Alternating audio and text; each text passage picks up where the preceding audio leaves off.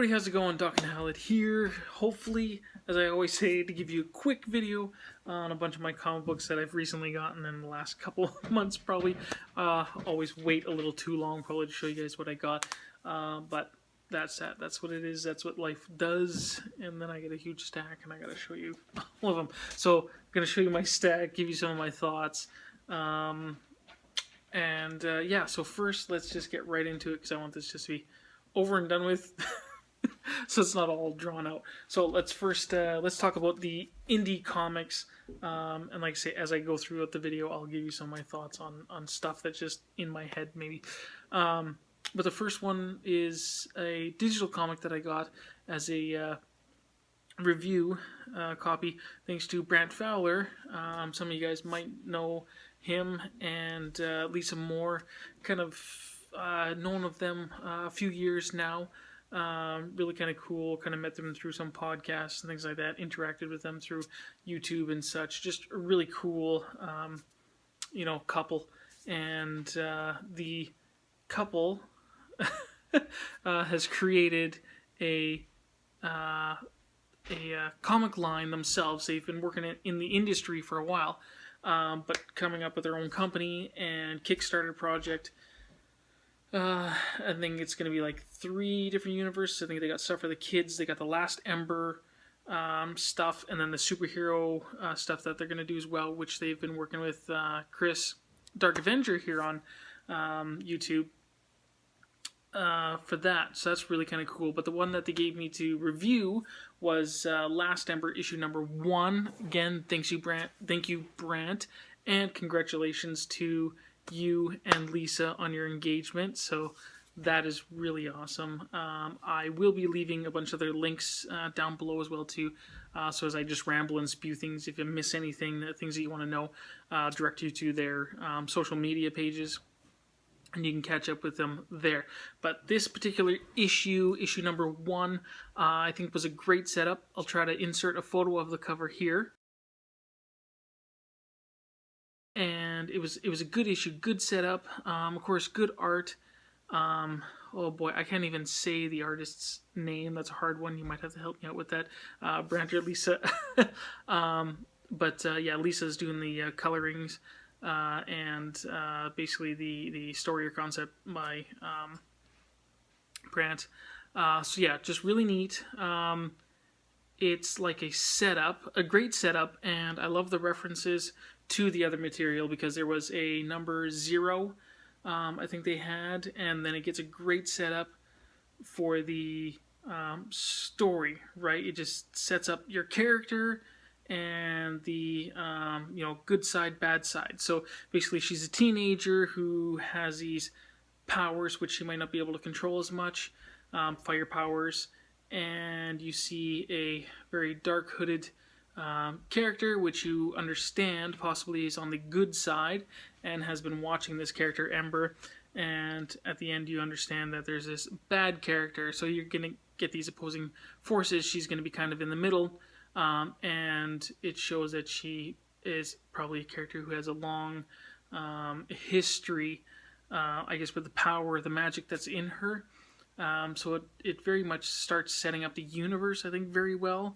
For me, it gives kind of like a, this is what I kind of thought about it in my mind, kind of like a Saturday morning cartoon version of the Witchblade and the Darkness kind of universe, right? So this, like say, long historied power that one person is now wielding, and you kind of got a good side, bad side, somebody stuck in the middle. Yeah, so just really great. I hope you guys go and check them out. Really cool. So like I say, if you guys love if you've seen Brant or Lisa's stuff, if you like their kind of stuff, you like kind of that teenager angst mixed with a little bit of humor in there. I thought that was funny, those little humorous moments, and that kind of magic, fantasy, indie comic stuff. Definitely go check them out. So thank you very much, Brant, for that. Again, I will leave the social media links to their stuff in the description down below, and where you might be able to pick up the copy as well too. So that is awesome stuff. Okay, so first I want to show you quickly, these are what I picked up. A couple of these backer boards these clear backer boards. I think this is a Silver Age right here, but it's got a film on each side. Saw these from Captain Strangelove in one of his videos, and then I found them at the comic book shop when I went a few weeks ago, about 3 weeks ago or something like that. So I had to get them, check them out, try them out, see what they're like. I thought they were kind of cool. So here's an example of one of them in a just polypropylene bag. So you can see that, and there's the back, right? So this is what it looks like, and it's in a yeah, like I say, just a poly bag. That's the one with the, you know, resealable bag. So what it might look like. So that's kind of neat. So if you had a book that has like some artwork on it or something like that, you know, on the back or something like that, or a wraparound, whatever you want. Or there's some books with, you know, a cover gallery on the back or something, right? Like there's or Saga, you know, that have just the beautiful blank covers, whatever you want, however you want. It's just kind of a neat idea to have a blank board. Here it is, our see-through board. Here's one in Mylar, just to show you the kind of the difference a little bit. Unholy #1 by Boundless.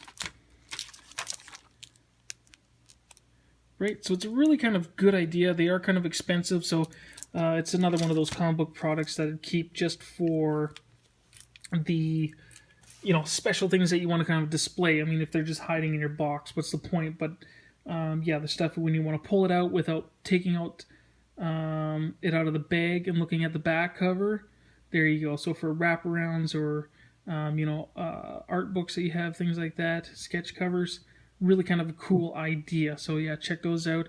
Okay, so let's get right into some more indies here. Let's go fast and furious. I just want to show you guys some of these Boundless comics I've been getting. It's kind of like a resurgence of Bad Girl comics, and some of them are actually really kind of good. The Ravening, very hard to collect some of them, and getting very pricey, and tons of different covers. But the storylines are kind of converging here, and I would like to get them, but if it's just going to get hard for me to collect expensive, yeah, I'll maybe wait for a little while. But really kind of cool stuff. A lot of it started with Kickstarter stuff, but this is a vampire one. So if you like the Bad Girl kind of comics, and you know you're not you don't shy away from adult themes, these are for you. Definitely, you know, 18A kind of stuff. So the longest running one that I've been collecting here is Belladonna. I wish it was more like a mini series, but it's kind of going on a little long for me, so I might give it up for a little bit. But like I say, the stuff is pretty cool. The other stuff I've gotten is the Unholy title, as you had seen earlier there. And what was the other one? What was the other one? Oh, what was the other one? I can't remember the other one right now. Belladonna, Unholy. It'll come to me after. But anyways, go check them out. Like I say, if you like Bad Girl comics with some adult themes, yeah, Boundless comics, check them out. So here's what do I got? Number 6, 7, and 8. Yeah, just really badass, you know, blood and gore and naughty bits. So yeah, really kind of cool. So here's a second printing of Unnatural. I had to pick that on. You guys have seen in a previous video of my Monera variant of issue #1 I had. But yeah, I wanted to get this second printing variant of the original first cover. So here's that. I'm loving this series, and I'm glad to see that it's only a 12-issue series. I can get on board with it, just being that I'm getting like a Saga fatigue. And this, I think, is going to be really up there with the hype of Saga. But I like that it's limited to 12 issues right now. Previous year, I think it was in Italy, and now it's coming into North America. Really kind of cool and great looking covers. Oh, turn away from that one. Woo! Yeah, issue number 3 of Unnatural, really cool. Great storyline from Image Comics. Definitely check them out. Awesome, awesome stuff. Spawn, this was dragging a little bit for me too, but finally some of Simmons' plans are coming together, and there's probably going to be some really cool fights going on soon. Yeah, Walking Dead. What is this one? 183. That's a really cool cover. Sinkwitz. always just great. I mean, I was just binged in the last couple of months, right from issue 1 to now. Wow. Issue number 3 of Spider-Man. This is the only cover I could get. I didn't want to get this one. I just wanted to get the regular, but yeah, the Fantastic Four costume of Spider-Man. Really cool, but this cover reminds me that I sold all my other Fantastic and Spider-Man variants with that spider suit. Dang it. Issue number 4. Yeah, interesting. Peter Parker and Spider-Man separated. Just some fun stuff going on there. Second printing of Venom issue number 4. Really hard to get some of the early issues here. I got issues 1, 2, and 3 first prints, but had to find a second print for issue number 4. Here's another fun one too. Just crazy monster stuff going on. It's kind of a cheese title, but it's been fun so far. And they're going to do some crazy monster fighting soon, and a team up with Captain America. Cool there. How to get second Genesis, of course, because of the Wolverine stuff, and it's basically just going through all the history of the X-Men from issue 94 up till almost current, I guess. I never got the first one because the first series because it had nothing to do with Wolverine in there. X-Men Red, meh. I'm only getting it because X-23 is in it. And here's her title, X-23. This is really cool. It's doing a really good job of continuing the awesomeness from the previous title. Just great, loving it. This is by far, probably the last few years, it's been my favorite reading material right here. Old Man Logan. Boy, oh boy, what can I say about Old Man Logan so far? I'm ready for the dude just to die with the stuff that they've written in the last while. I just want to be kind of done with it. This particular issue, I mean, you see the baby Hulk on the front there. You never even see him. He's mentioned in this issue, but you never see him, and it feels just more like, this Old Man Punisher story rather than a story for Old Man Logan. So this one kind of, to me, that particular issue. Some cool stuff, obviously, really coming up here. You guys know what I'm probably excited for this week, which is coming out September 19th. And here's some of the stuff leading up to that. Here's issue number 4 of Adamantium Agenda. Mystery in Madripoor, number 4. I got a variant cover coming for that as well, too. Some changes to, Betty happens in that. Weapon Lost, issue number 4. And Claws of a Killer, issue number 4. And so those are all the individual teams that were seeking out Wolverine. And then it all kind of converge here in Wolverine Dead Ends. Brings all the information that the other groups, got and brings it together here. So you find out that this character, Persephone and Sotera, are connected, and she's basically running it all together and has been around for a while. And typical of the Wolverine kind of story stuff, a bad guy in the background manipulating him, yeah, it's going to be pretty interesting. So my predictions here, maybe it's going to be true, maybe not, but with the limited information I have right now, all you see basically at the end is this dark-skinned character.